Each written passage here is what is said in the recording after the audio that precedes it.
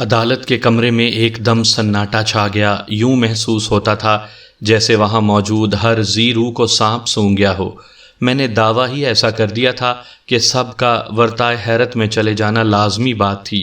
میرے انداز میں ایک ڈرامائی کیفیت پائی جاتی تھی۔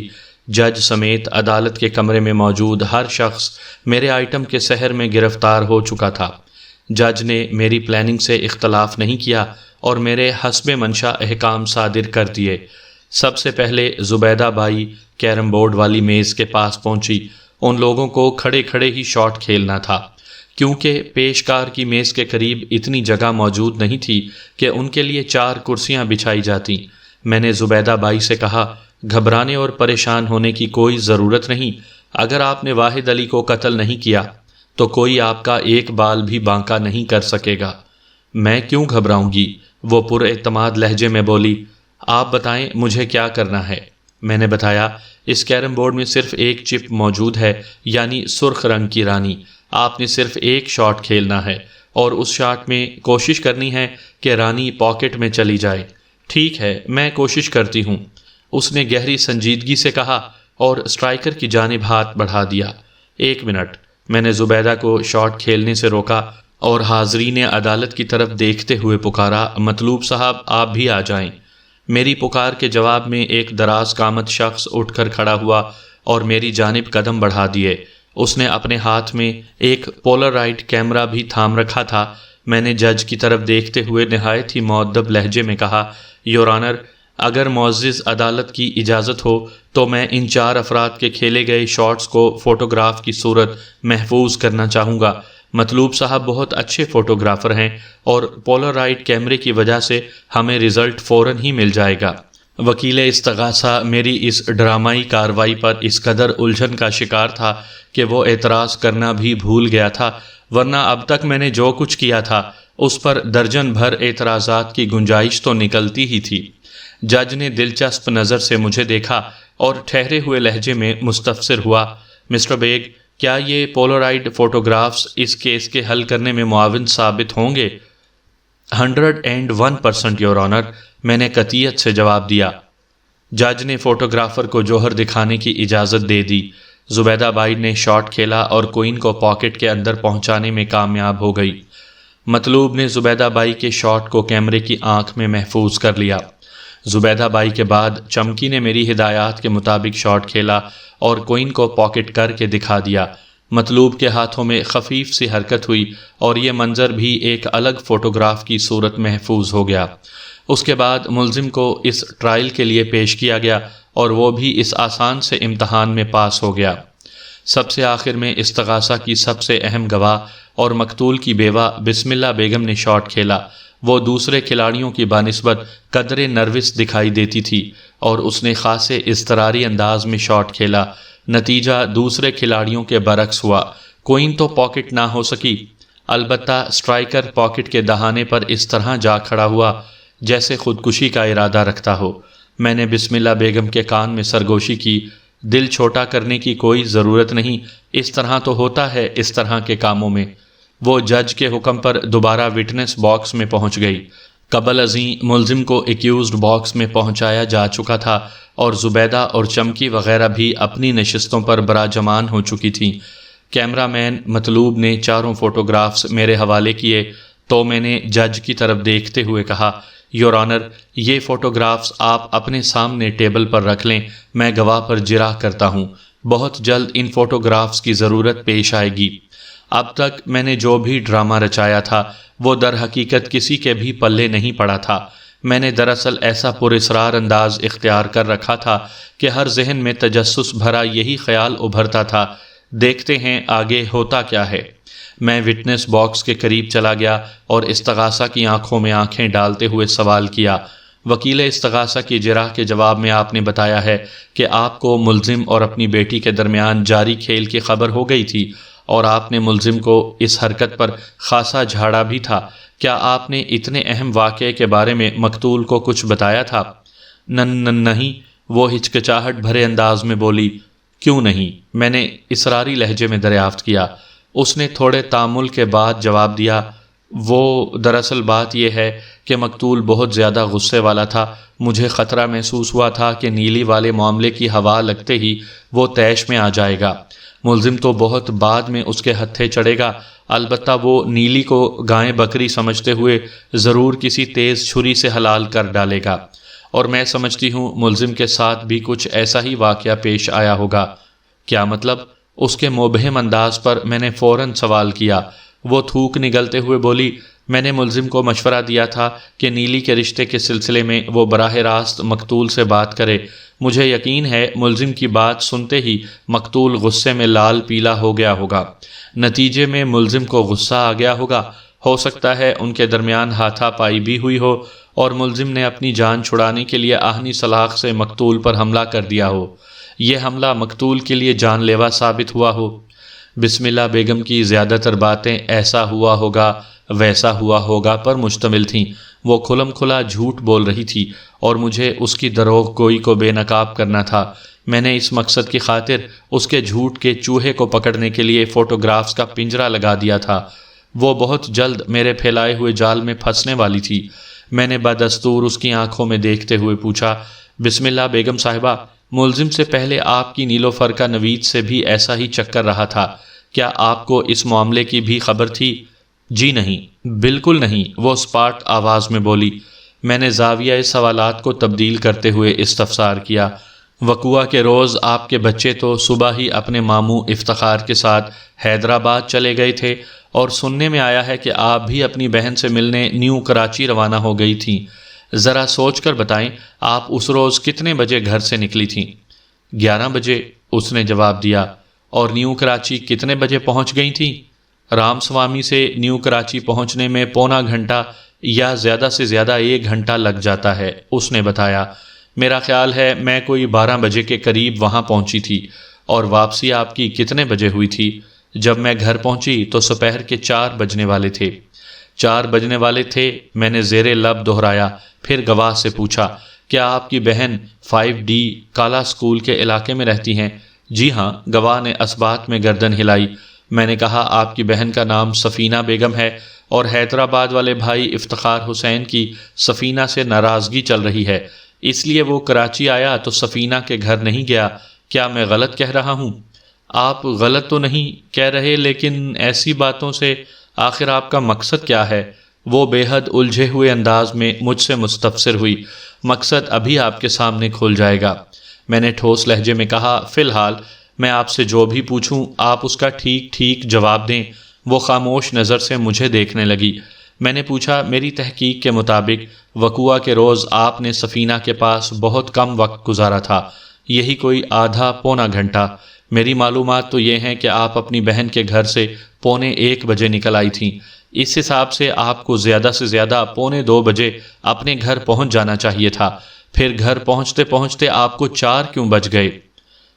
میں نے لمحے بھر کو توقف کیا، پھر اضافہ کرتے ہوئے کہا، یہ بات ذہن میں رکھیں کہ اس سلسلے میں آپ کی بہن سفینہ بیگم کو گواہی کے لیے عدالت میں پیش بھی کیا جا سکتا ہے، لہٰذا آپ جو بھی جواب دیں بہت سوچ سمجھ کر دیں۔ بسم اللہ بیگم صاحبہ، وہ لکنت زدہ لہجے میں بولی، یہ ٹھیک ہے کہ میں 1:45 بجے سفینہ کے گھر سے نکلی تھی، لیکن اپنے گھر میں 4 بجے ہی پہنچی تھی۔ انسان کو راستے میں کوئی اور کام بھی تو ہو سکتے ہیں۔ بہرحال جب میں نے گھر میں قدم رکھا تو واحد علی کو قتل کیا جا چکا تھا۔ بات ختم کرتے ہی وہ بوکھلاہٹ آمیز انداز میں میری طرف دیکھنے لگی۔ میں نے زیر لب مسکراتے ہوئے طنزیہ لہجے میں کہا، آپ مجھے یہ کیوں بتا رہی ہیں کہ جب آپ گھر پہنچی تو آپ کے شوہر کو قتل کیا جا چکا تھا؟ میں نے آپ سے یہ تو نہیں پوچھا۔ وہ میرے سوال کا جواب دینے کے بجائے تھوک نگلتے ہوئے بولی، پانی، مجھے بہت زور کی پیاس لگی ہے۔ میں نے جج کی طرف دیکھتے ہوئے نہایت ہی نرمی سے کہا، جناب عالی، استغاثہ کی سب سے اہم گواہ کے لیے فوراً پانی لانے کے احکام صادر کیے جائیں، ان کی حالت مجھے ٹھیک نظر نہیں آ رہی۔ اگر یہ پیاس سے نڈھال ہو کر وٹنس باکس میں ڈھیر ہو گئیں تو میرے آئٹم کا کیا ہوگا؟ میں نے یہ ساری محنت بلا وجہ تو نہیں کی۔ میری فرمائش پر بسم اللہ بیگم کو فوراً پانی پلایا گیا۔ وہ کٹہرے کی ریلنگ کا سہارا لے کر کھڑی ہوئی تو میں نے روئے سخن جج کی جانب پھیرتے ہوئے بڑی کراری آواز میں بولنا شروع کیا، یور آنر، پوسٹ مارٹم کی رپورٹ کے مطابق مقتول واحد علی کی موت 4 نومبر کی سپہر 2 اور 3 بجے کے درمیان واقع ہوئی تھی۔ اب تک جو حالات و واقعات معزز عدالت کے سامنے لائے گئے ہیں ان کی روح سے 1 اور 4 بجے کے درمیان ملزم مقتول کی بیوہ اور چمکی کا جائے وقوع پر جانا ثابت ہوتا ہے۔ میں نے احتیاطاً زبیدہ بائی کو بھی اپنے آئٹم میں شامل کر لیا ہے۔ اصل قاتل کی رونمائی کے لیے تفتیشی افسر کی رپورٹ بہت معاون ثابت ہو سکتی ہے۔ میں لمحے بھر کے لیے سانس لینے کے لیے متوقف ہوا، پھر اپنی بات کو آگے بڑھاتے ہوئے کہا، یور آنر، اس کیس کی ابتدا میں میری طویل جرح کا سامنا کرتے ہوئے آئیو صاحب نے پورے وثوق سے معزز عدالت کو بتایا تھا کہ آلہ قتل یعنی مذکورہ آہنی راڈ کی مدد سے مقتول کی دائیں کن پٹی کو نشانہ بنایا گیا تھا۔ یہ ضرب ایسی کاری اور مہلک ثابت ہوئی تھی کہ مقتول کی کھوپڑی کن پٹی پر سے چٹک گئی اور اس نے موقع پر ہی جان دے دی۔ آئیو کی دائیں کن پٹی والی بات کو پوسٹ مارٹم کی رپورٹ کی تائید حاصل ہے، یعنی مقتول کی ہلاکت کا باعث اس کی دائیں کن پٹی پر لگنے والی آہنی راڈ کی ضرب ہی ہے۔ یہاں پر ایک اہم پوائنٹ سامنے آتا ہے۔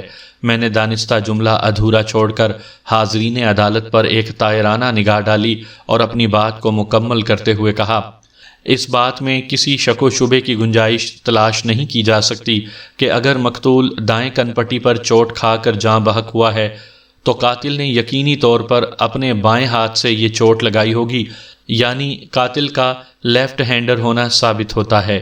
یہ چیک کرنا بہت آسان ہے کہ میں نے کسی کو قتل نہیں کیا۔ میری بات مکمل ہونے سے پہلے ہی استغاثہ کی گواہ بسم اللہ بیگم ہیجانی انداز میں چلا اٹھی، لیکن اگلے ہی لمحے وہ جملہ ادھورا چھوڑ کر اپنے بائیں ہاتھ کو گھورنے لگی۔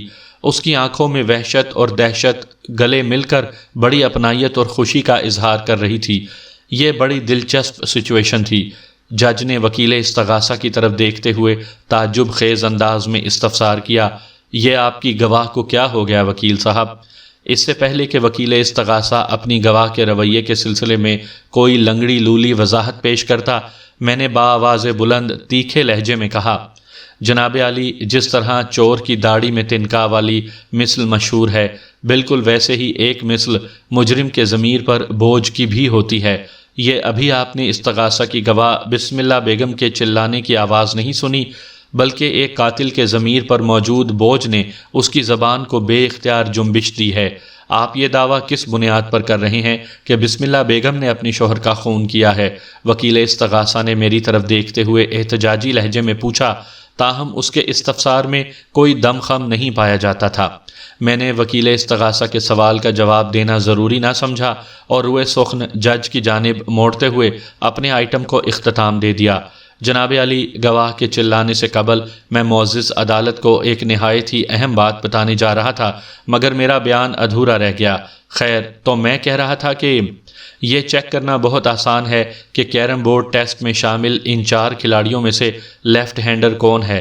ان چاروں نے اپنی زندگی کا ایک نہایت ہی اہم شاٹ کھیلا ہے، جس کا ثبوت پولارائڈ فوٹوگرافز کی صورت میں حضور کے سامنے میز پر موجود ہے۔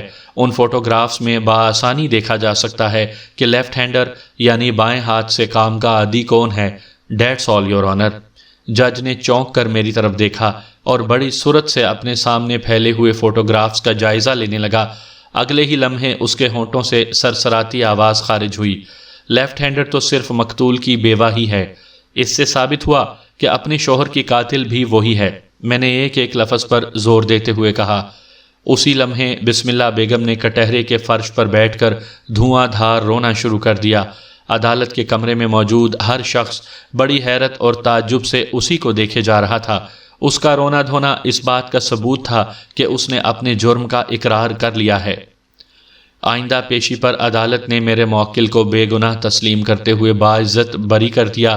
بسم اللہ بیگم کے اقبال جرم کے بعد مزید کسی قسم کی فارمیلٹی کی ضرورت نہیں رہی تھی۔ اس نے اپنے جرم کو مانتے ہوئے جو نیا بیان ریکارڈ کروایا، میں یہاں پر اس کا خلاصہ پیش کر رہا ہوں تاکہ یہ کہانی مکمل ہو سکے۔ بسم اللہ بیگم نے بتایا کہ وہ اپنے شوہر کو ہرگز قتل کرنے کا ارادہ نہیں رکھتی تھی۔ وہ تو اسے چمکی کے ساتھ رنگے ہاتھوں پکڑنا چاہتی تھی اور اس کام کے لیے خاص طور پر وہ اس روز نیو کراچی گئی تھی تاکہ چمکی اور مقتول بڑی بے فکری سے ملاقات کریں۔ ازیں علاوہ اس روز بچے گھر میں نہیں تھے۔ بسم اللہ بیگم کو اطمینان تھا کہ اس کارروائی کا بچوں پر اثر نہیں پڑے گا۔ وہ چمکی اور مقتول کے درمیان پروان چڑھنے والے چکر سے واقف ہو چکی تھی اور اپنے شوہر کو واپس لانا چاہتی تھی۔ اس کے کئی زیورات گھر کے اندر سے گم ہو گئے تھے اور اسے پورا یقین تھا کہ مقتول نے وہ زیورات چمکی کو دیے ہوں گے۔ یہ صورتحال اس کے لیے بڑی تکلیف دہ تھی۔ وہ اپنے شوہر کو رنگے ہاتھوں پکڑ کر راہ راست پر لانا چاہتی تھی۔ وہ نیو کراچی گئی اور واپس آ گئی۔ وہ لگ بھگ 1:30 بجے گھر پہنچ چکی تھی اور اس وقت چمکی گھر میں مقتول کے ساتھ موجود تھی۔ بسم اللہ بیگم کو دیکھتے ہی چمکی تو خاموشی سے کھسک لی اور بند دروازوں کے عقب میں میاں بیوی کے درمیان تلخ اور ترش گفتگو کا آغاز ہو گیا۔ یہ گفتگو گلے شکوے سے بڑھ کر گالم گلوچ تک پہنچی اور پھر ان میں باقاعدہ ہاتھا پائی ہونے لگی۔ یہ معاملہ اتنا آگے بڑھا کہ بسم اللہ بیگم پر ایک جنون سا سوار ہو گیا اور اسے کچھ پتہ نہ چلا کہ کب اس نے آہنی سلاخ اٹھا کر مقتول پر حملہ کر دیا۔ جب اسے ہوش آیا تو مقتول کومن میں اوندھے منہ فرش پر مردہ پڑا تھا۔ اسی لمحے سیڑھیوں کی جانب سے اس نے مخصوص سیٹی کی آواز سنی۔ وہ ملزم اور نیلی والے معاملے سے واقف ہو چکی تھی، لیکن ابھی تک یہ بات اس نے خود تک محدود رکھی ہوئی تھی۔ مقتول سے اس سلسلے میں بات چیت کا موقع نہیں مل رہا تھا۔ اس کے ذہن میں شیطان نے فوراً یہ منصوبہ کھول دیا کہ اگر وہ تھوڑی ہوشیاری سے کام لے تو ملزم کو اس قتل کا ذمہ دار ٹھہرایا جا سکتا ہے۔ وہ جانتی تھی کہ ملزم کی مخصوص سیٹی کے جواب میں نیلی گھر کے داخلی دروازے پر اندر سے مخصوص دستک دیتی ہے۔ اس نے نیلی کے انداز میں دستک دی اور دروازے کی کنڈی کھول کر گھر کے اندر کہیں چھپ گئی، ایسی جگہ پر جہاں سے کومن واضح نظر آ رہا تھا۔ اس کی اسکیم کامیاب رہی۔ ملزم گھر کے اندر پہنچا اور مقتول کی لاش کو دیکھتے ہی الٹے قدموں واپس چلا گیا۔ اس کے بعد بسم اللہ بیگم کا ذہن خود بخود شیطانی انداز میں سوچتا چلا گیا۔ اسے یقین تھا کہ اپنے شوہر کی قاتل کی حیثیت سے کوئی اس کی طرف انگلی نہیں اٹھائے گا، لیکن اس کی بدقسمتی کہ ایسا نہ ہو سکا۔ انسان اپنے طور پر پتہ نہیں کیا کیا سوچتا ہے اور اس سوچے ہوئے کو عملی جامہ پہنانے کی کوشش بھی کرتا ہے، لیکن وہ اس حقیقت کو فراموش کر بیٹھتا ہے کہ جرم کبھی نہیں پھلتا۔ مجرم کو قانون قدرت کے سامنے گھٹنے ٹیکنا ہی پڑتے ہیں۔ بسم اللہ بیگم کے ساتھ بھی کچھ ایسے ہی حالات پیش آئے تھے۔